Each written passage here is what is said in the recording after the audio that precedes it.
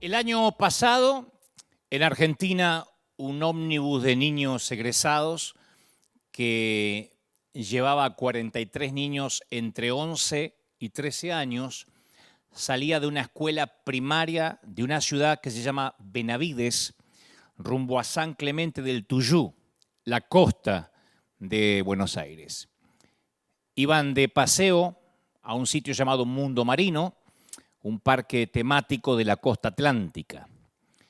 Y de pronto el conductor mordió la banquina, o por lo menos eso es lo que se dijo, perdió el control del autobús y ocurrió la tragedia con muchos heridos que le terminó costando la vida a dos niñitas de 11 y 12 años respectivamente. Es apenas un ejemplo de cientos de tragedias que incluyen niños, podría incluir ancianos o todo tipo de gente inocente. Cuando estas cosas pasan, uno se pregunta por qué no le sucedió a un grupo de adultos, qué sé yo, que iban en una camioneta rumbo al casino. ¿Por qué a niños? Fue un accidente que ocurre a diario, con dos niñitas como víctimas fatales, pero nada comparable a la devastación de un terremoto en California, un tsunami en Indonesia, una tragedia aérea en Ucrania, que también le cuesta la vida a cientos de inocentes. Pero aún así, una tragedia común como esta, en un autobús escolar, hace aflorar preguntas intrincadas, ¿no? Como cuando un niño entra con un arma a la escuela y provoca un caos que le cambia la vida a decenas de familias para siempre. Entonces uno se pregunta, ¿por qué niños inocentes merecen una espantosa muerte en la ruta? O morir en un día escolar, en el colegio, porque alguien lleva un arma. Dios estaba tratando de decirles algo, estaba enviándoles una advertencia a sus padres, a sus amigos. ¿Será que Dios baja, retuerce un poco las ruedas de los ómnibus escolares y después observa mientras se precipitan? ¿Será que Dios traza una línea roja con un marcador a través de un mapa de Florida para marcar el recorrido exacto de un tornado? Allí, esta casa sí, que el tornado mate a la niña de 6 años, pero no toques la casa de al lado, mata a la abuela, pero salva al vecino del costado. ¿Será que Dios programa la tierra como un videogame? Experimentando con mareas, con tragedias, tsunamis, temblores, huracanes. ¿Es así como Dios nos premia o nos castiga a nosotros, sus víctimas indefensas? Claro, cuando yo digo las cosas de esta manera, las preguntas suenan a sacrilegio, ¿no? A una herejía. Pero a diario, miles de ateos, incluso cristianos, porque esto no es un patrimonio exclusivo de los agnósticos, se hacen las mismas preguntas. Hay gente que no ha pensado en Dios durante años, durante décadas, y de repente cuando se enfrentan al sufrimiento, arremeten contra Dios lleno de odio, lleno de preguntas. Es que, claro, después del dolor llega la duda casi como un acto reflejo, y el sufrimiento nos lleva a cuestionar nuestras creencias más básicas acerca de Dios. La gente se pregunta, ¿existe Dios? Cuando un ómnibus escolar sufre una tragedia que involucra a niños, uno se pregunta, bueno, ¿y si existe? ¿Cómo permite una cosa tan espantosa? Entonces, cuando golpea, no podemos dejar de preguntarnos qué es lo que Dios está tratando de decirnos mediante una simple faringitis o la muerte repentina de un ser querido. ¿Hay algún mensaje específico para nosotros? Y yo he escuchado frases incluso de líderes cristianos comentando, ¿sabían que en aquel terremoto murió un porcentaje mucho más bajo de cristianos que de no cristianos? Casi no murieron cristianos. Como dejando la teoría o la idea vaga que los cristianos que sí murieron, algo habrán hecho para ser puestos al mismo nivel que los mundanos y paganos vulnerables que murieron en la tragedia. Que digo, es una presunción casi ridícula. Es como decir que un cristiano murió de COVID-19 porque no obedeció a su apóstol, porque dejó de diezmar, porque se dejó de congregar. De hecho, han fallecido piadosos hombres de Dios por este virus actual. ¿O qué queda para aquellas tragedias que involucran misioneros cristianos junto a sus familias, que fallecen o viven situaciones adversas o infortunios en el ejercicio de servir a Dios, en el peregrinar cristiano? Las masacres armenias, un accidente de ómnibus que afecta a miembros de un coro de la iglesia, una inundación que causa estragos en un campamento de adolescentes también de una congregación. Son noticias reales. La rotura de un dique cercano a una escuela bíblica.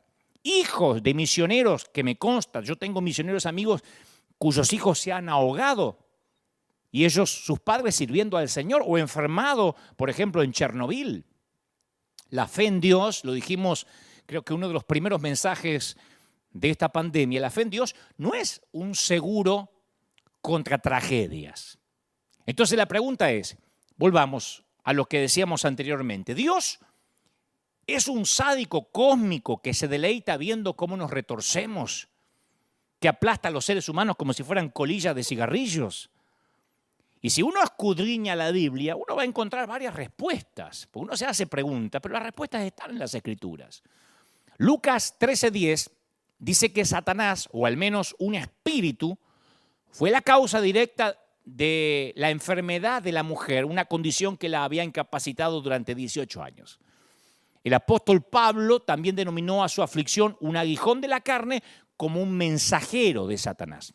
Job, el libro de Job muestra una combinación de las dos causas. Satanás inflige el dolor, pero después que obtiene el permiso de Dios. Hasta ahí estamos de acuerdo. Ahora, yo creo que convengamos algo que respecto a esa frase, cosechamos lo que sembramos en cuanto a una tragedia. Eso que a veces merodea en nuestra cabeza cuando a alguien le pasa algo malo, se le muere un hijo, el papá se contamina con el virus, decimos, bueno, es que algo habrá hecho y está cosechando. Vamos a dejar algo claro. A veces pasan cosas y nos hacemos preguntas tales como, bueno, a ver, 2.000 autos conducían bajo la lluvia en la ruta o en la autopista. ¿Por qué el auto de mi hijo tenía que derrapar por la banquina y que le costó la vida? De todos los miles de autos que andaban ahí. ¿Por qué yo? ¿Por qué mi hijo? Un problema coronario que enferma a una persona entre 100, según la estadística, y justo le toca a mi esposo, cuando es un hombre joven, cuando todavía lo necesitamos. ¿Por qué mi padre tenía que estar entre las víctimas del COVID cuando hay tantos que sobreviven? Sí, hay muchos que se mueren, pero hay muchos que sobreviven. ¿Por qué mi padre, si además es cristiano? Entonces ahí uno tiene que ponerse de acuerdo que, bueno, una persona que va a mucha velocidad, no sé, por rutas resbaladizas por la lluvia, está coqueteando con el peligro de una tragedia. Yo quiero dejar esto en claro, primero, que tiene que ver con la consecuencia directa a algo que hacemos sin prevención. Una persona que ingiere comida chatarra expone su cuerpo a riesgos de salud, como el colesterol, como arterias tapadas. Es imposible que uno comiendo mal no termine deteriorando su cuerpo. Alguien que se expone al contagio de una pandemia puede contraer el virus, lo dicen los científicos, lo dicen los médicos. Entonces las Escrituras dejan bien claro que nuestras acciones pueden afectar nuestra salud en la tierra. Parece algo infantil, pero yo no puedo avanzar si no dejamos esto claro, ¿no? Fumar, beber alcohol en exceso, sexo promiscuo, uso de drogas, de estupefacientes, glotonería, no cuidarse, todas ellas tienen consecuencias directas y dolorosas. Yo no puedo no ponerme el cinturón de seguridad cuando subo a conducir el auto y si tengo un accidente que me cuesta la vida, después culpar o que mi familia culpe a Dios por lo que me pasó. ¿Por qué? Bueno, por imprudencia. Eso es algo que tenemos que dejar en claro. Los científicos reconocen estas conexiones y hablan sobre esas conexiones, que nos pueden costar la salud. Los principios dentro de la creación se aplican a cristianos y no cristianos por igual. Ahora, seguramente estás pensando, bueno, está bien, yo entiendo eso, que si no me cuido, que si salgo desnudo cuando hace frío me voy a agarrar una pulmonía. Hasta ahí estamos claros. Después hay otros que dicen, bueno, pero algunos pasajes del Antiguo Testamento también muestran que Dios causa el sufrimiento como castigo del mal comportamiento de la gente. Es verdad. Los libros proféticos están llenos de advertencias de juicios venideros.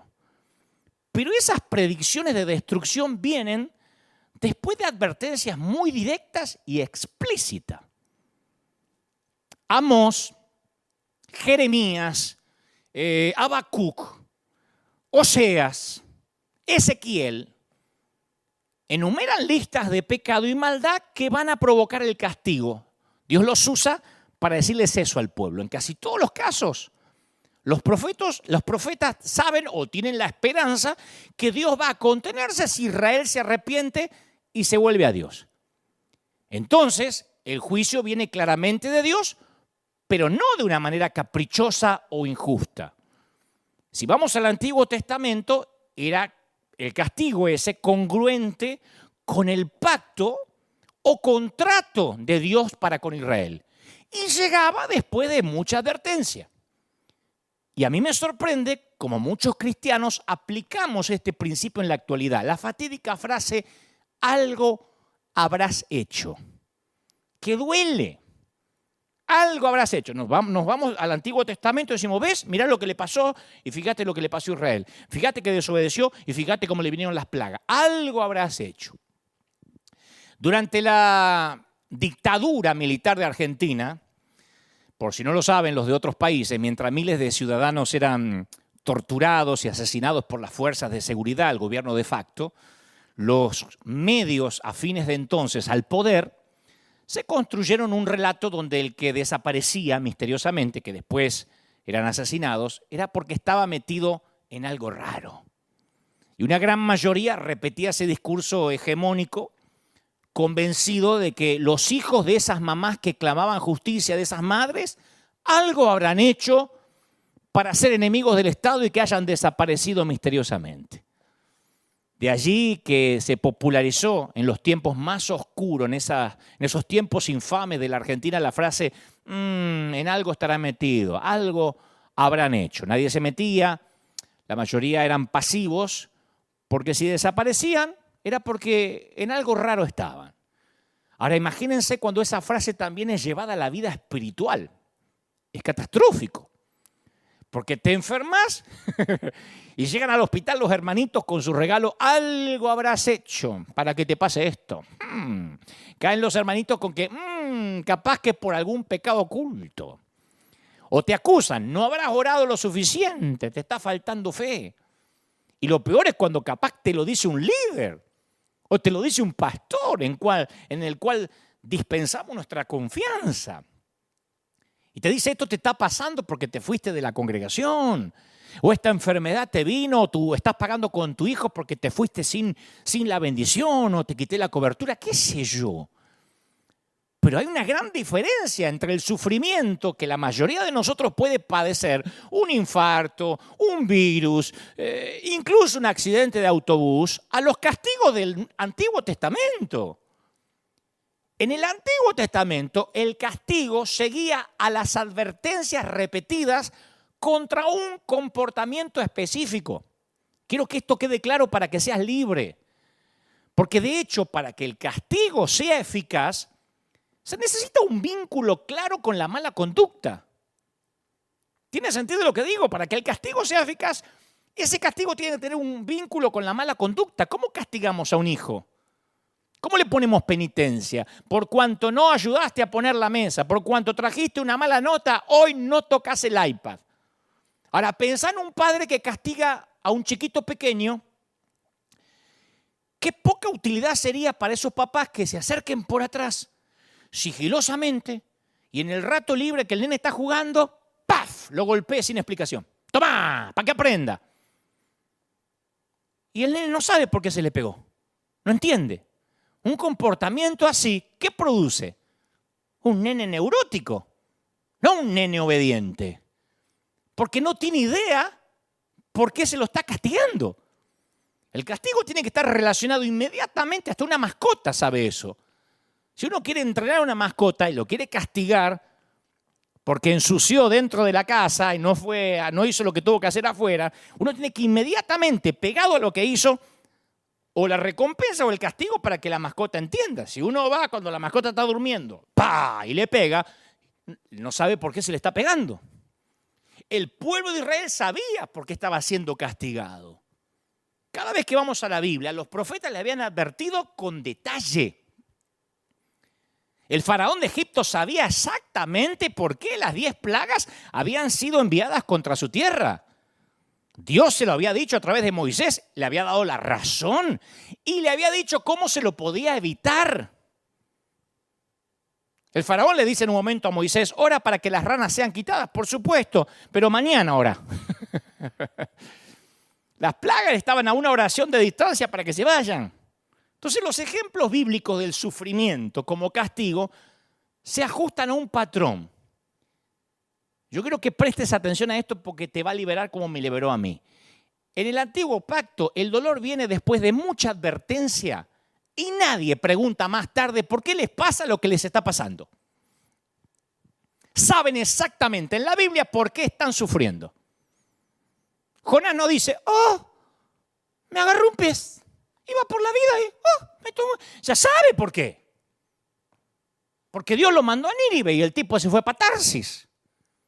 O sea que no hay un castigo que sea de imprevisto y que la gente no sepa por qué le está pasando. Ahora, ¿se parece el patrón de lo que te estoy contando con lo que nosotros en la mayoría vivimos en la actualidad? Recibimos una revelación directa de Dios en la que nos advierte de una catástrofe venidera. Vino tu sufrimiento personal empaquetado con una explicación clara de Dios. ¿Por qué te pasa lo que te pasa? Tu papá morirá de COVID-19, pero es porque te lo advertí hace un año durante toda la semana, todos los días. Vos me estás diciendo, no, eso no me pasó. Bueno, si no es así, si estás confuso por lo que te está pasando, tenés por seguro que esto no es una reprimenda de Dios. Porque cuando Dios habla, señores, es claro. Los predicadores somos vuelteros para hablar, pero Dios habla claro. No es, ¿qué me querrá decir? Yo siempre estoy en contra de eso. Tuve un sueño con 3 bestias apocalípticas y una suegra que aparecía de atrás. ¿Qué me querrá decir Dios? Nada, que comas menos antes de irte a dormir. Porque Dios habla claro. La Biblia está llena de historias de personas que sufrieron, pero que definitivamente no estaban siendo castigadas por Dios. Y esto hay que dejarlo claro. A lo mejor es el juicio de Dios, algo habrás hecho. Pero en la Biblia estaba claro. El faraón no estaba diciendo, ay, ¿por qué hay moscas? ¿Por qué hay moscas? ¿Por qué hay ranas? Si Dios se lo advertía. Y si no sabes por qué estás viviendo, lo que estás viviendo no es algo que Dios te está queriendo decir, porque Dios habla claro. Ningún padre castiga a su hijo fuera de contexto, porque no sirve. Insisto, genera hijos neuróticos, no obedientes. Ahora, ¿qué dice Jesús? Este Jesús que estamos viendo con ojos nuevos domingo a domingo. Bueno, Jesús nunca dio un sermón sobre aceptar la mala suerte que te tocó en la vida. Nunca vamos a ver a Jesús que se acerca a una persona pobre o enferma y le dice, aguantate la medicina que Dios te dio. Jesús era sensible a la gente que sufría y se dedicaba a solucionarlo. Jesús usó sus poderes sobrenaturales para sanar, nunca para castigar. Y los milagros de sanidad le gustaban a la multitud. Pero como una vez les conté aquí mismo, Jesús se negó a hacer de esos milagros el centro de su ministerio. Y hasta a veces vamos a ver que Jesús parecía como hasta, no sé, reacio a intervenir. Y les decía a sus seguidores que realizaba las señales solo porque ellos las necesitaban. Ahora, ¿cómo lidió Jesús con la pregunta, ¿quién es responsable de este sufrimiento? ¿Por qué me pasa lo que me pasa? ¿Por qué a fulanito se le murió el hijo? ¿Por qué a menganito se le murió la madre? Y lo más claro sobre esta pregunta aparece en Lucas 13. Lucas 13. Es uno de los pasajes, a mi criterio, más ocultos de los evangelios. Yo esta semana hice una suerte de encuesta con los muchachos de la oficina Y les dije, ¿usted sabe lo que dice en Lucas 13? Le conté la historia y me decían, yo no lo había visto nunca. Y son gente que estudian la Biblia, ¿eh? No son neófitos. Pero en Lucas 13 le preguntan a Jesús sobre dos acontecimientos que habían aparecido en los periódicos del día. Dos acontecimientos de actualidad que habían despertado una discusión local. Dos acontecimientos, dos tragedias. Habían estado en los titulares del Jerusalem Post. Uno fue sobre un hecho de opresión política en el cual soldados romanos asesinaron a miembros de una minoría religiosa. Algo totalmente injusto. El gobierno invasor, el gobierno de facto, el gobierno el imperio, el gobierno romano asesinó a una minoría religiosa. El otro titular está en Lucas 13. Era un accidente de construcción que mató a 18 personas. Se derribó una torre. 18 personas, que capaz que era una señora que iba a comprar algo al mercado, alguien que pedía en la calle, un leproso que por ahí, o un mendigo que estaba sentado ahí, una mamá con un nene. No se sabe quiénes eran los 18, pero era gente como cuando ocurre una tragedia. Gente que se les cayó una torre, murieron 18 inocentes. Entonces aquellos judíos del siglo I van a Jesús a preguntarle acerca de lo que era equivalente para ellos al accidente de autobús que iba para Mar del Tuyú que te conté, o por qué cristianos mueren del COVID-19. Está Jesús caminando entre nosotros, le vamos a preguntar. Acá hay dos injusticias. 18 inocentes mueren porque cayó una torre y los políticos matan a inocentes cristianos. A ver qué nos dice. Y la respuesta de Jesús, que relata Lucas 13, es brillante. Porque él no respondió por completo la pregunta de ellos, la cuestión de la causa. Nunca explicó exactamente, les voy a contar por qué cayó la torre y por qué los romanos mataron a esos cristianos, por qué ocurrieron esas dos tragedias. Pero deja una cosa en claro, muy brillante, insisto. Esas cosas no ocurrieron como resultado de una ofensa específica a Dios. Les dice, ¿piensan ustedes que estos galileos, por haber sufrido así, eran más pecadores que ustedes o que todos los demás? Les digo que no. ¿Piensan que esas 18 víctimas que fueron aplastadas por la torre de Siloé hicieron algo malo y eran más culpables que todos los demás habitantes de Jerusalén? Les digo que no. O sea, lo que Jesús estaba diciendo es, no hay necesidad de preguntarse por qué esa gente vivió la calamidad. Jesús dice claramente que las víctimas, en este caso, no realizaron nada inusual que los hiciera merecer ese destino. Eran iguales que las otras personas. Él no lo dijo, pero capaz que la torre se cayó porque estaba mal construida, culpa del arquitecto, culpa del albañil, capaz que no tenía mantenimiento. Y cuando cayó una torre, lamentable, lastimosamente, había 18 personas alrededor.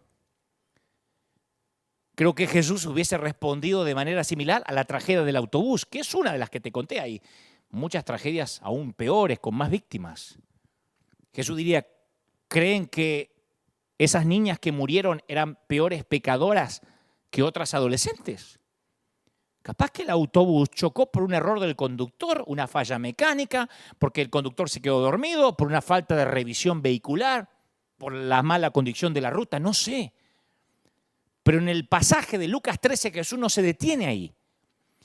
Él se vale de ambas tragedias, la torre y los políticos que mataron a la minoría religiosa, para señalarles las verdades eternas revelantes a todos. Le dice, a menos que ustedes se arrepientan, todos van a morir igualmente. Bajo una torre, por los romanos, de viejo, de cáncer, de COVID-19, de una hemorroide mal curada, todos se van a morir. Les dice que nosotros, los espectadores de las tragedias, de la catástrofe, tenemos tanto que aprender del hecho como las víctimas. Una tragedia tiene que alertarnos para que estemos preparados en caso de que seamos las próximas víctimas del derrumbe de una torre, de un acto de terrorismo, de un avión que se cae, de un infarto o de un virus o de una gripe mal curada. La catástrofe, nos une a la víctima y a los espectadores en un llamado al arrepentimiento. ¿Y qué nos recuerda? Que la vida es breve. Bajo una torre, en un autobús, en un auto que le fallan los frenos o en una mala gripe nos podemos ir. ¿Está claro? Yo he estado con cristianos enfermos que se desesperan con la pregunta, ¿qué es lo que el Señor trata de enseñarme? ¿Qué me trata de decir? ¿Cómo puedo tener más fe para sanarme de esta enfermedad? ¿Qué tengo que hacer para que Dios me sane? Pero no creo que Dios nos está tratando de decirnos algo específico cuando algo nos duele. El dolor y el sufrimiento son parte de nuestro planeta. Y los cristianos no estamos exentos. La vida duele. Claro, a veces sabemos por qué nos enfermamos. Poco ejercicio, mala dieta, contacto con un germen. Pero el sufrimiento nos dice a toda la humanidad de que algo está mal en este planeta y que necesitamos la intervención de Dios, que somos peregrinos en esta tierra. Otra historia similar en los evangelios, esta más conocida, Juan 9. Los seguidores señalan a un hombre ciego de nacimiento, ¿se acuerdan? Le preguntan, ¿quién pecó? Ellos querían la teología de la ceguera. ¿Quién pecó, este o los padres? En otras palabras, ¿por qué merece la tragedia de ser ciego? Y Jesús no duda, responde sin vuelta. Dice, ni este ni sus padres. Los discípulos querían mirar hacia el pasado, encontrar la razón. Jesús les redirecciona la dirección, apunta hacia el futuro. Y responden a una pregunta diferente, ¿con qué fin? Y eso, creo, ofrece un claro resumen sobre el problema del dolor. Yo sé que estás sufriendo. Hay mucha gente pasando situaciones de escasez financiera, de enfermedad, de divorcios. Pero mirar retrospectivamente en la búsqueda de una causa, algo habré hecho. Mirar en la búsqueda de una causa, de un motivo, no brinda una respuesta que nos calme el dolor o la ansiedad. Pero sí lo que te está pasando plantea la esperanza para el futuro, que incluso el sufrimiento puede ser transformado o redimido. ¿No es esa la promesa de Romanos 8:28? Y sabemos que a los que aman a Dios, todas las cosas le ayudan ¿a qué? A bien. Esto es conforme a los que a su propósito son llamados. O sea, Dios promete hacer bellas todas las cosas. No cada cosa. Todas las cosas, no cada cosita. Todas las cosas. Capaz que los sucesos aislados pueden ser malos, pero el resultado final, dice Pablo a los romanos, es bueno. Tu final va a redimir toda la historia, te lo prometo, como en una película. Donde uno dice, se va a morir, no va a zafar, va a terminar mal, y al final todo se redime. Pasa que nosotros no vemos el plano completo. Señalamos a nuestro hijo enfermo, vemos unas muletas, la hambruna, la escasez y decimos, no, esto no hace sentido. Pero ¿no será que hay alguna explicación que no alcanzamos a comprender? ¿No creemos que las maravillas del cielo van a ser capaces de hacer que una vida llena de dificultades, de momentos álgidos, sean buenas, que tenga sentido? Pablo opina así en 2 de Corintios capítulo 4, versículo 17. Él dice, ¿por qué esta leve? Habla de la vida, 70, 80, 90 años. Esta leve tribulación momentánea. A toda la vida le llama la leve tribulación. ¿Viste como el momento de turbulencia del avión? Señores pasajeros, estamos atravesando un momento de turbulencia, va a durar unos pocos minutos. Hemos suspendido la hora del almuerzo. Cuando pasemos las turbulencias y estemos otra vez a altura crucero y confortable, serviremos el desayuno o el almuerzo, lo que sea. No dice, estas turbulencias van a ser eternas, por ahí nos morimos todos. Una turbulencia. Y él dice, esta leve turbulencia momentánea produce en nosotros un cada vez más excelente y eterno peso de gloria. ¿No es maravilloso? el abordaje más exhaustivo del tema, yo quiero que escuches si estás pasando crisis, como dice un viejo mensaje mío, yo sé que estás en crisis porque me lo dicen tus ojos. Aquel mensaje situación límite. El tema más exhaustivo, más abordado de manera más a fondo en la Biblia aparece en el libro de Job, justo en el medio del Antiguo Testamento. Job es el hombre más recto, era el hombre más recto y más espiritual de su época. Amaba a Dios con todo su corazón, dicen las Escrituras. Y Dios lo elige para demostrarle a Satanás cuán fieles pueden ser algunos seres humanos. Pero si hay alguien que no merece sufrir a consecuencia de sus acciones, es Job. A Job no se le puede decir, algo habrás hecho. Job era un tipo impoluto, santo, casi un argentino. No, eso es broma. Pero aunque parezca increíble, a Job le pasan una serie de calamidades terribles que dejarían en la lona a cualquiera, un nocao a cualquiera. Saqueadores, fuego, bandidos, un fuerte viento que le arrasa el rancho, le destruye las posesiones. De la numerosa familia de Job sobrevive su esposa, que la verdad que no sabemos para qué sobrevivió, porque la tipa no ayuda en nada. Y después de una segunda etapa de pruebas, Job padece úlceras malignas, se llena de lepra, se rasca las heridas, gime. Hasta ese momento Job ha creído en un Dios amoroso y justo, un Dios ecuánime. Pero claro, los hechos no le concuerdan. Como a mucha gente que me está viendo ahora, la teología no te cierra. Y Job se hace preguntas angustiantes, la misma que harían todos los que padecen dolor. Porque yo, ¿qué hice mal? ¿Qué está tratando de decirme Dios que no logro entender? Y Job sabía que Dios cuando castiga, en el caso del antiguo pacto, hablaba claro. Y esto es literalmente, es como ese golpe que llega de imprevisto. Y justo ahí quienes caen, los amigos del algo habrás hecho. Porque los amigos del algo habrás hecho, siempre aparecen los tipos, son casi omnipresentes. Cuando más necesita consuelo Job, caen los explicólogos. Viste que hay un montón de explicólogos en las redes, abundan eso. Ayer uno me decía, veo que hablas mucho, que eres un legalista en recuperación. Y yo creo que necesitas hacer una exhaustiva búsqueda de que estás dolido en tu corazón. Y me psicoanalizó. Qué lindo que te psicoanalicen gratis, ¿viste? Sin que se lo pidas. Sería lindo que la gente guarde sus consejos hasta que se los pidan. Pero bueno, eso es un caso aparte. Los explicólogos llegan. Los teólogos que siempre son estos teólogos y explicólogos que están distribuidos por la vida de manera estratégica. De modo que te encuentres mínimo 1 o 2 al día.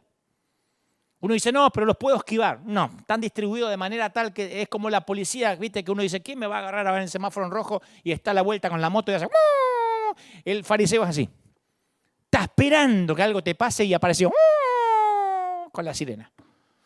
Job, Dios está tratando de decirte algo. Aleluya.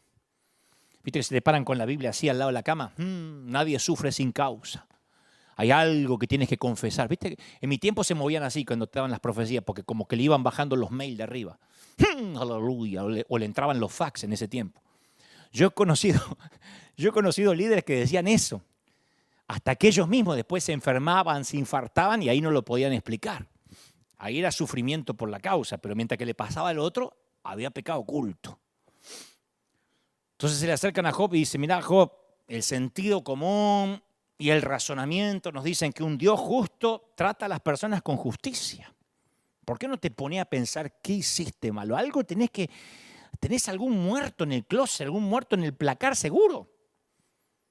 Porque los argumentos de los amigos de Job son similares a los que se ofrecen hoy, a los ciertos cristianos hoy en día. Que Dios recompensa a aquellos que obedecen y permanecen fieles y castiga a aquellos que pecan. Entonces cuando uno se enferma o pasa una situación difícil, caen los amigos de Job y dicen, confiesa tu pecado y Dios te va a aliviar del sufrimiento. ¿Sabes qué feo estar al lado de un ataúd? ¿Sabes qué feo estar al lado de un cajón blanco, un cajoncito blanco con un nene? Y que venga alguien de la iglesia y te diga, esto es porque dejaron de diezmar, se apartaron. Uno dice, la iglesia debería estar allí para ayudar, para abrazar en el momento más espantoso que puede tener un ser humano.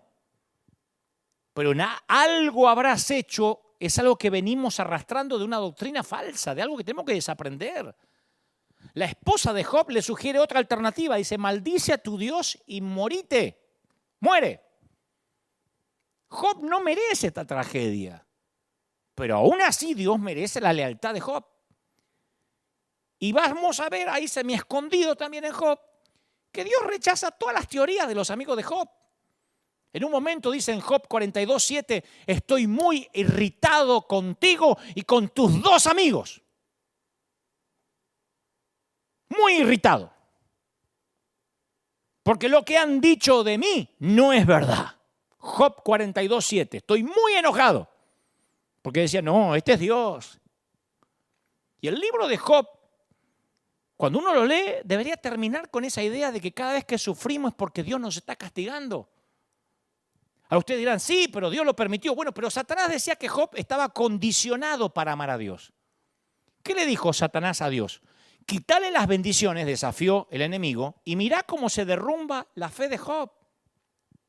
Y el pobre Job, sin tener nada que ver, fue seleccionado para una contienda cósmica.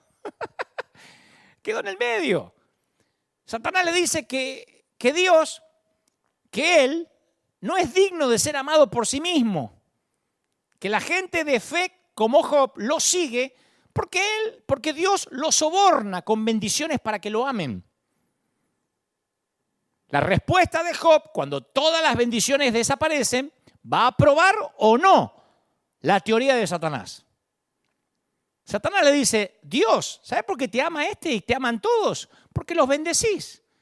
Quítale la mujer, quítale el ganado, quítale los hijos a ver si todavía te ama. Esto es igual a que al tiempo en que llegó la pandemia y probó el amor de muchos que iban a la iglesia. Los fieles siguen fieles. Los fieles están conectados acá con sus pastores. Acá tenemos una iglesia fiel que sigue sembrando, sigue mandando su ofrenda. Dicen, cuando quieras, pastor, estamos listos para empezar. Y después está el otro que no, ¿cómo puede ser que un Dios permita esto? Lo mismo. Los que estaban por los peces y los panes, obviamente se decepcionan en estos tiempos. Los que aman a Dios de verdad, no. Y Dios quería probar que Job lo amaba, no por lo que le daba, sino por quién era él. Ahora, yo sé que estás pensando, ¿y qué? ¿No es justo acaso que yo sea bendecido? Vamos a razonar juntos. Con esa palabra que usamos tan rápido, así tan fácil, y no es justo, ¿cómo sería un mundo perfectamente justo? Vamos a imaginar un mundo justo. Imagínate que la moral, o la falta de moral, ¿no?, operaría de acuerdo a las leyes fijas, como son las leyes de la naturaleza. ¿No? Si el castigo por las malas acciones funcionaría como el dolor físico. Viste que si uno toca el fuego, se quema. No hace falta que te den la teoría del fuego para saber que no tenés que tocar. Un nene toca el fuego una vez y después no toca más. Funciona. Ahora, imagínate un mundo justo que castigue el pecado de la misma manera, así, rápida y acertadamente. Extendés la mano para robar y obtenés una descarga eléctrica, no podés llegar al banco. De la misma forma, un mundo justo recompensa el buen comportamiento. Sé honesto con tu declaración de impuestos. Si estás en Estados Unidos, el IRS, Hacienda, AFIP, en Argentina, lo que sea, y Dios te da salud eterna y nunca te enfermas como si fueras una foca maestrada que recibe un pescado. ¿Fuiste algún día a un parque temático? ¿Viste que a la foca le hacen hacer algo y le tiran el pescado? Porque es la forma de decir, lo hiciste bien. Imagínate este mundo paralelo y vos decís, bueno, está bueno. Por fin reinaría la justicia y la equidad. Pero hay un problema con este mundo tan ordenado y justo. No representa lo que Dios quiere lograr aquí en la tierra. Porque Él quiere un amor sin condiciones. Tal como cualquiera quiere el verdadero amor. Nadie quiere que lo amen por la plata, por la casa. Si este mundo funcionara de acuerdo a las reglas fijas y justas, no habría libertad real y lo que es peor, ni siquiera habría amor real. Actuaríamos correctamente a causa de nuestra recompensa inmediata, como la foca. Fui bueno con alguien, que Dios me bendiga. Cada acto de bondad estaría lleno de motivos egoístas. ¿Me explico? Amaríamos a Dios debido a una necesidad programada. Ese es el grave problema del concepto de la iglesia multinivel o el mal llamado evangelio de la prosperidad. Siembro, diezmo, amo, me congrego, doy, sirvo porque me conviene. Si no me resulta en un par de meses, me voy de la iglesia frustrado. Porque a mí me dijeron que haga un pacto y que Dios me va a dar 100 veces más. Y esto no es una máquina tragamonedas. Dios no es Las Vegas. Dios no es el genio de la lámpara que froto y me cumple los deseos. Dios, el esposo, se retrata en las Escrituras como un novio cortejando a la novia. Él quiere nuestro amor incondicional. Y si el mundo estuviera construido de manera que a cada pecado le corresponde un castigo y a cada buena acción le corresponde una recompensa, la comparación con el esposo no haría sentido. La analogía más próxima a esa relación sería la de una mujer mantenida, consentida, sobornada, escondida bajo 7 llaves en una habitación para que su amante esté seguro de que no le va a ser infiel. Encierro a mi mujer arriba porque ésta me mete los cuernos. ¿Saben cómo se llama eso? Prostitución legal. Te encierro en la habitación, tengo sexo con vos cuando quiera, no te muevas de ahí, no mires a otros tipos, porque yo acá te mantengo, te doy todo y no tenés por qué andar saliendo por ahí. Prostitución legal. Dios no mantiene entre algodones a su pueblo, ni quiere prostitutos. Quiere hijos. Y Dios quiere que elijamos amarlo ¿cómo? Libremente.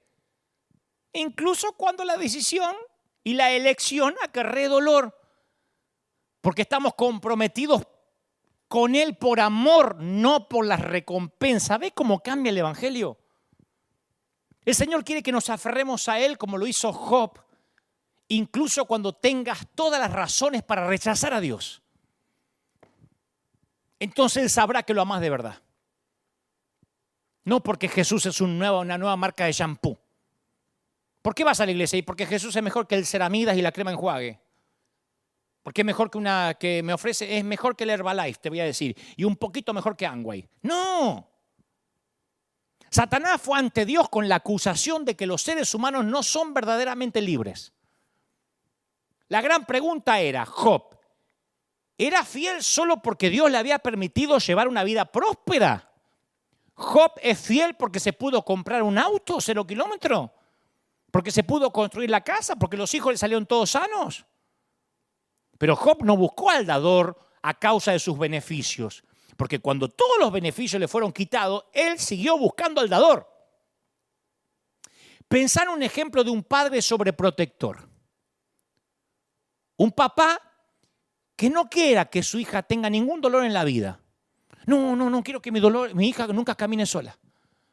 No, pero tiene que dar sus primeros pasitos. No, se va a caer. Y así la nena crece, tiene 10 años, 12, 15, 20. Él la lleva a cualquier lugar que ella quiera ir, pero no deja que camine nunca. La coloca en un carruaje. Con el tiempo la nena o la niña mimada, ya mujer, se convierte en una inválida. Es incapaz de dar un paso, totalmente dependiente del padre. Un padre así, sin importar cuán amoroso y afectivo fuese, termina por fracasar en su tarea más importante, que es la de hacer crecer una persona independiente hasta que se convierta en adulto, ¿sí o no? ¿No es la tarea que tenemos como padre? Sería mucho mejor para la hija misma que el padre diera un paso al costado y la dejara caminar, aun cuando esto significa que ella se va a tropezar. Pero a veces nosotros queremos más que un padre en el cielo, queremos un abuelo en el cielo. Nos comportamos como los nietos de Dios, que nos consienta en todo. Y si no, le hacemos un berrinche de nieto. Yo quería que Dios me bendiga porque yo diezmé. Me voy a otra iglesia donde me dejan servir. Dios no es un abuelo. Dios quiere hijos que lo amen. Volviendo al tema, ¿por qué te pasa lo que te pasa? ¿Por qué me pasa lo que me pasa? Es peligroso y ni siquiera es bíblico que te tortures tratando de encontrar el mensaje de Dios en tu dolor. ¿Sabe cuál podría ser el mensaje? Que vivimos en un mundo con leyes establecidas como todos los demás. Subo a un 8º piso, me tiro, me mato.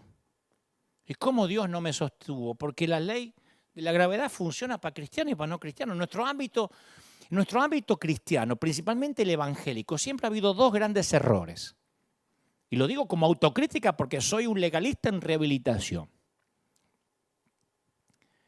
El primer error es cuando atribuimos todo el sufrimiento a Dios y todo lo que nos pasa es un castigo. Hablamos de eso recién.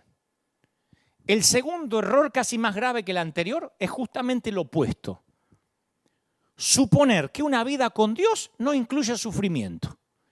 Y si sufrís es porque algo habrás hecho. Algo habrás hecho. Como dije hoy, justo cuando necesitas esperanzas y fuerza para combatir la enfermedad, lo que algunos hermanitos te ofrecen es una dosis helada de culpa y de duda. El otro día veía algunos live o algunos líderes, algunos colegas a quien quiero y respeto mucho, pero que decían, es que algo habrán hecho, aquellos que se están muriendo, hombres de Dios que se mueren de COVID-19, revisen su vida. ¿De verdad? Hombres de Dios han muerto siempre de cáncer, de tumores, de accidentes. Me consta. Ni hablar de los discípulos, de los mártires de la iglesia. Ahora, si aceptamos que el sufrimiento proviene de Dios como una elección, Dios me está leccionando como lo hace, por ejemplo, el Islam, entonces vivamos resignados. No nos vacunemos nunca contra nada, el polio, el HIV, la malaria, la peste bubónica, el cáncer, la fiebre amarilla, el COVID-19. ¿Para qué vamos a luchar contra ellos si son los agentes que Dios nos envía para darnos una lección? Bueno, aprendamos la lección. ¿Para qué vamos a usar tapabocas? O distancia social, o orar por una vacuna. Resignémonos si eso es lo que Dios nos dice. Jesús mismo pasó sus días en la tierra combatiendo la enfermedad. Nunca Jesús dejó entrever que había que resignarse y no luchar. Los cristianos más que nadie tenemos el derecho, ¿qué digo el derecho? La obligación de luchar contra el sufrimiento humano. Si no es fácil. No, ¿qué vamos a mandar inyección financiera al mundo? Deja que se mueran de hambre, es una lección que Dios está mandando. Si no aprenden con el hambre, vamos a alimentar a los hijos pródigos. Ah, mira vos.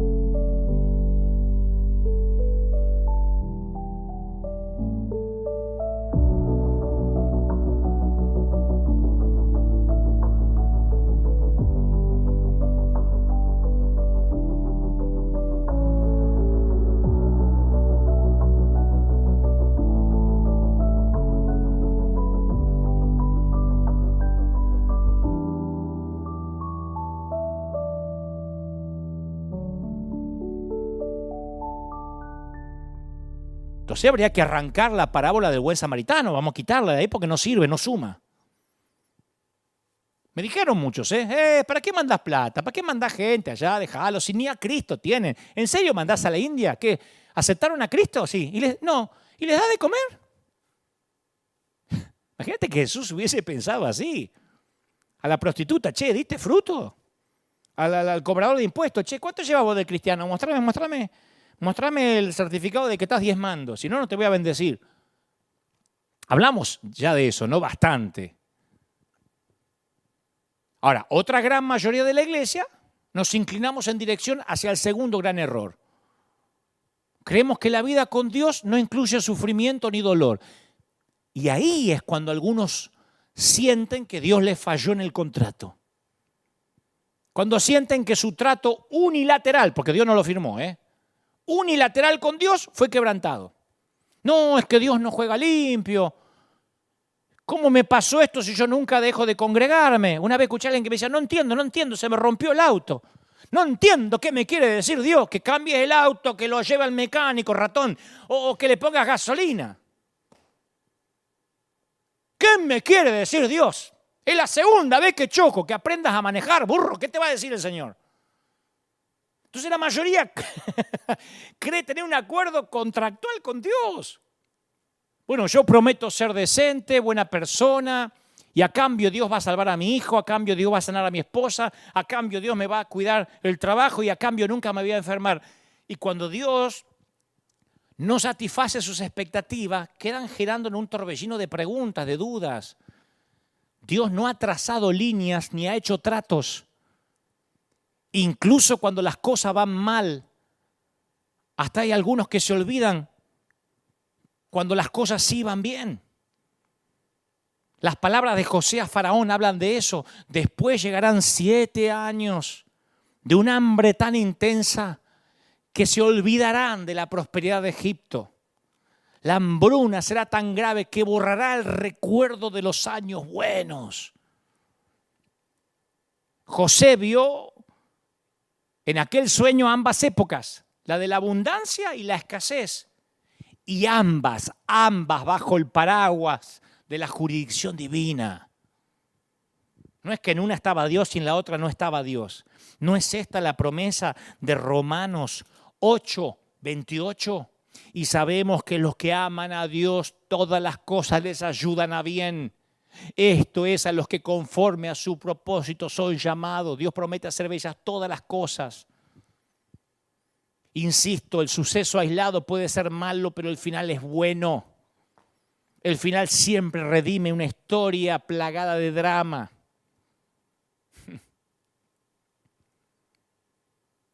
Yo pienso en los cristianos en Irán, en Pakistán, en Camboya. Difícilmente pueden llegar a vivir la teología de vida próspera y feliz. El grave problema que tenemos los cristianos es que algunos creemos que la prosperidad material es la única señal de la bendición de Dios.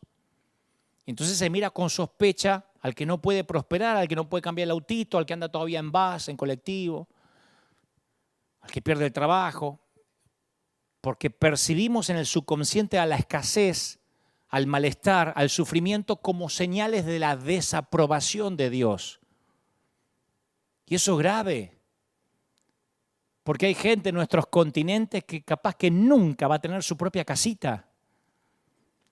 Capaz que nunca va a tener su auto. No los estoy maldiciendo. Hay gente que... Mi papá, voy a hablar de mi papá nunca tuvo un auto 0 kilómetros. Mi papá nunca en la vida salió de esa casita que era tan chiquita que si entraba un endemoniado se liberaba porque entraba el demonio o la persona, los dos no entraban.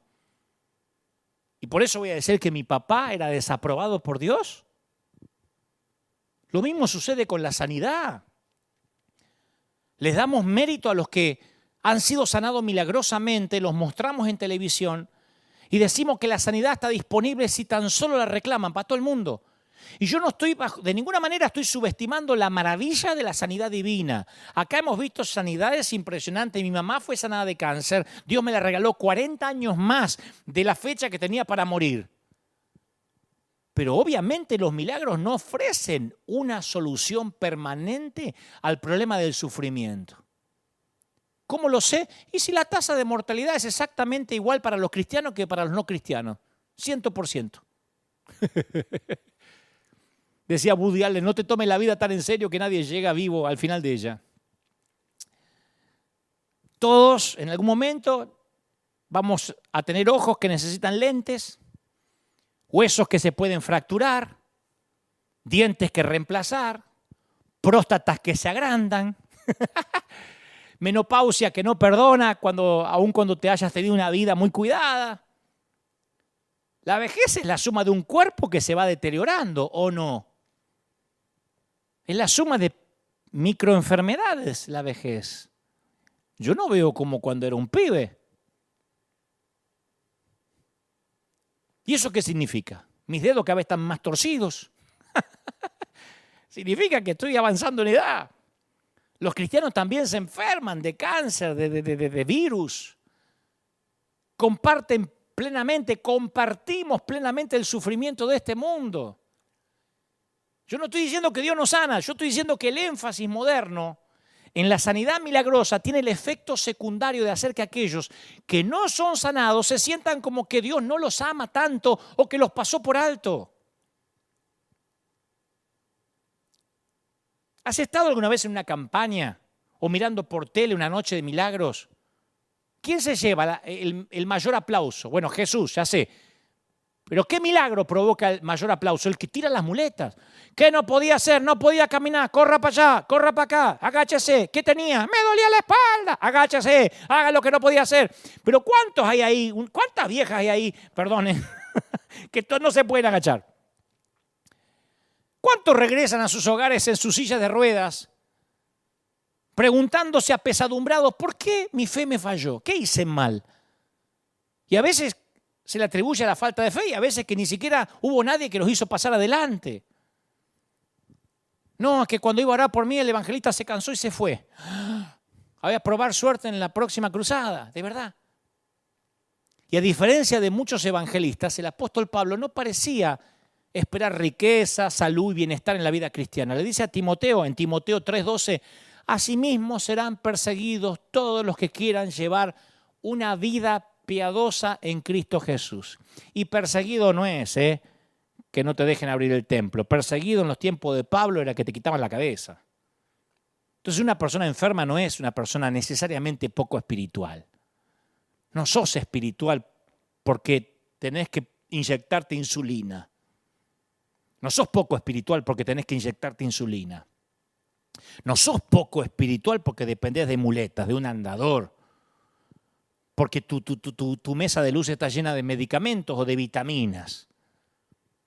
Porque la fe cristiana no nos equipa mágicamente con un traje espacial, una escafandra, ¿se dice? Escalafranda. ¿Cómo se dice?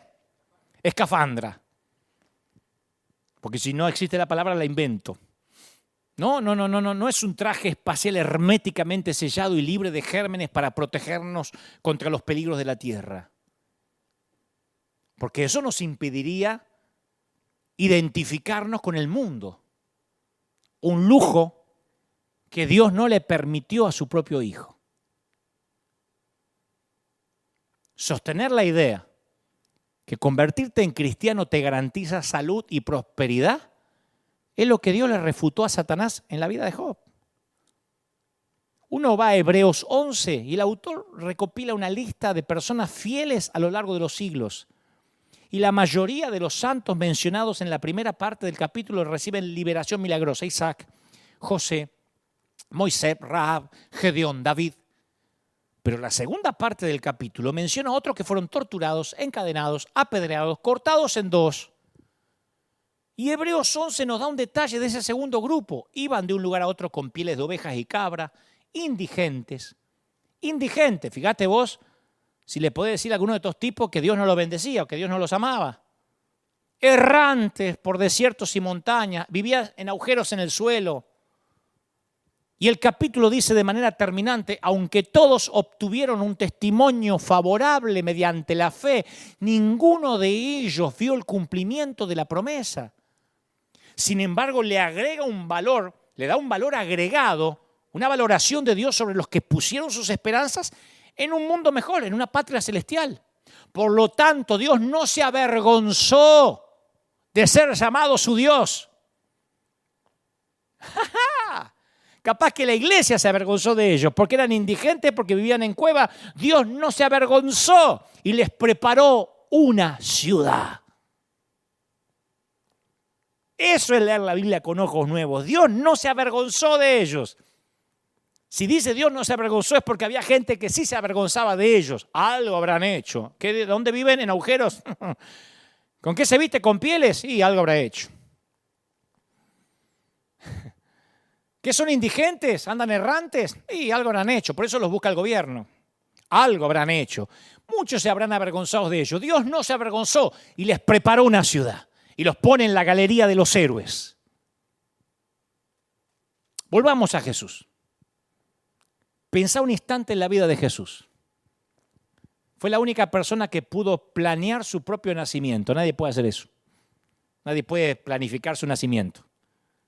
Pero se humilló, cambió un cuerpo celestial por un cuerpo frágil hecho de sangre, tendones, cartílagos, células nerviosas. La Biblia dice que no hay tentación conocida por el hombre que no haya conocido Jesús. Solo, cansado, hambriento, agredido personalmente por Satanás, acosado por admiradores, perseguido por enemigos muy poderosos. Cuando Jesús empezó, la gente se le reía. ¡Ah, de Nazaret! ¿Puede venir algo bueno de Nazaret? Una vieja broma racista. Jesús el pueblerino, el campesino de Nazaret. Hasta la palabra Jesús, hasta el nombre Jesús era muy común en ese tiempo. Con esa reputación parecía que los otros rechazados, los aislados por la lepra, los recaudadores de impuestos, los pecadores famosos lo atraían. Una vez los vecinos de Jesús lo expulsaron del pueblo y trataron de matarlo. Su propia familia cuestionaba su cordura. Sus hermanos no creían en él. Sus seguidores eran pescadores, campesinos. Y al final incluso ellos lo abandonaron cuando los compatriotas de Jesús cambiaron su vida por la de un terrorista. Pero Jesús mantuvo sus propias reglas y jugó limpio. Jesús nunca te va a exigir nada que Él no se haya exigido a sí mismo. Mientras fue hombre, actuó de hombre. El hecho de que Jesús haya venido a la tierra donde sufrió y murió no elimina el dolor de tu vida ni el dolor de mi vida. Pero ¿sabes qué hace? Muestra que Dios no se sentó de brazos cruzados a observarnos sufrir en soledad. Él se transformó en nosotros. Él dijo, yo también. Todas nuestras preguntas acerca de Dios y el sufrimiento deberían filtrarse a través de lo que sabemos sobre Jesús. Ni una vez Jesús dijo, aguantate el hambre, tragate la aflicción. Cuando su amigo Lázaro murió, Jesús lloró. Presionó con sus dedos la piel lacerada del leproso. Sintió las lágrimas de la mujer pecadora que lloró. Inclinó su oído al clamor de los hambrientos. Detuvo su trabajo para atender las necesidades de una mamá afligida. Él no retrocedió, él no corrió, él no se aisló ante la presencia del dolor humano.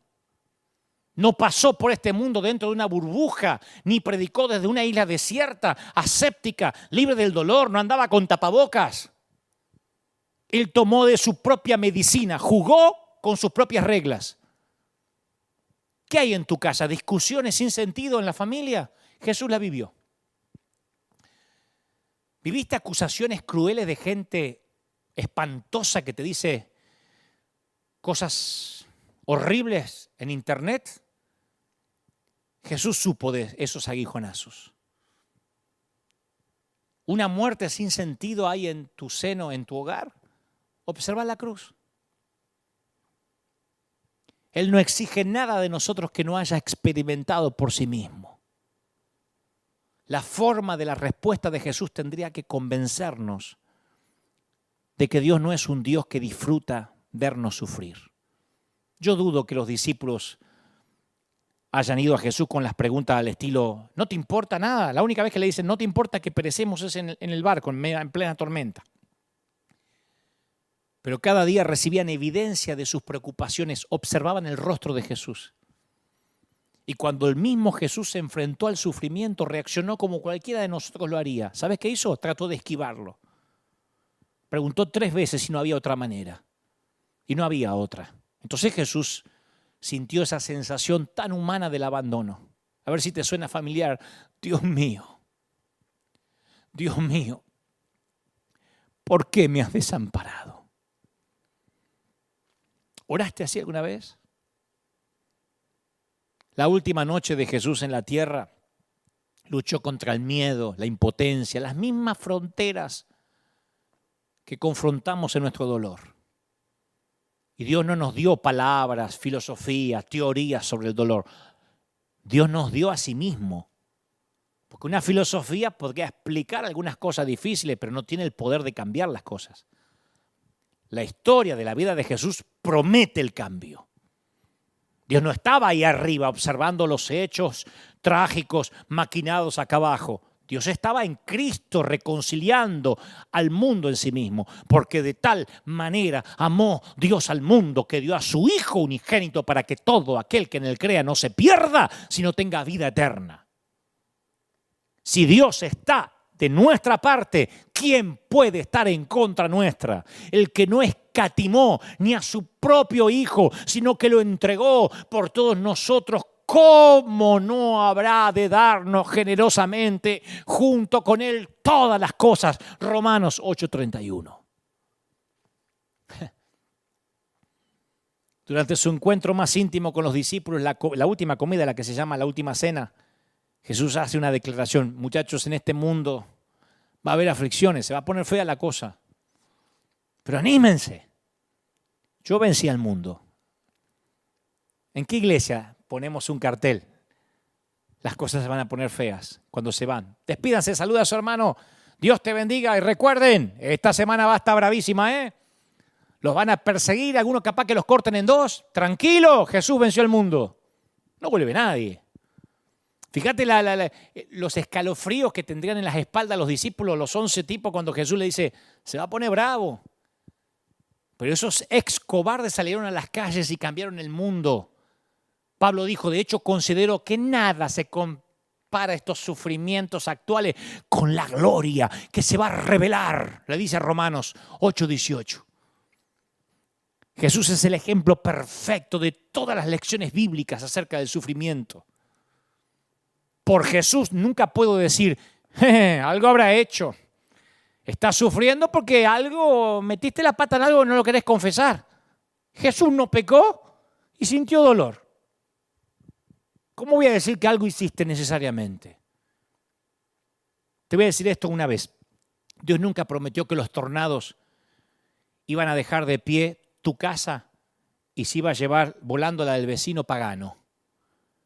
Mucho menos prometió que los microbios del virus iban a enfermar al católico, al musulmán y al judío y al evangélico no. No estamos excluidos de las tragedias de este mundo. Dios mismo no lo estaba. Acordate que Pedro recibió una reprimenda muy fuerte de parte de Jesús cuando le dijo, me niego a que sufras, Señor. Nosotros vemos el dolor como un agravio y también así lo vio Jesús. Y es por eso que realizó sanidades milagrosas. Pero en Getsemaní su oración no fue, gracias Señor por esta oportunidad para sufrir. Él rogó con desesperación si había un escape. Pero aún así estuvo dispuesto a sufrir en pos de una meta más grande. ¿En qué sería diferente si Jesús hubiese venido a la tierra como Superman? Como un héroe de Marvel, ¿no? Siempre digo, ¿en qué sería diferente si Jesús en vez de nacer en un pesebre, cayera como, ¿se acuerdan cómo Terminator llegaba al mundo que caía así? ¡Ta! Y dice, vengo a salvar al mundo, ¿no? Y le roba la chaqueta de cuero a alguien, se pone anteojos oscuros y sale a matar malos. ¿Qué hubiese pasado si no hubiera muerto, si simplemente hubiese ascendido al cielo mientras que lo está juzgando Pilatos? ¿Dónde fue? ¿Dónde fue? Ascendió al cielo. ¡Oh! Era Dios.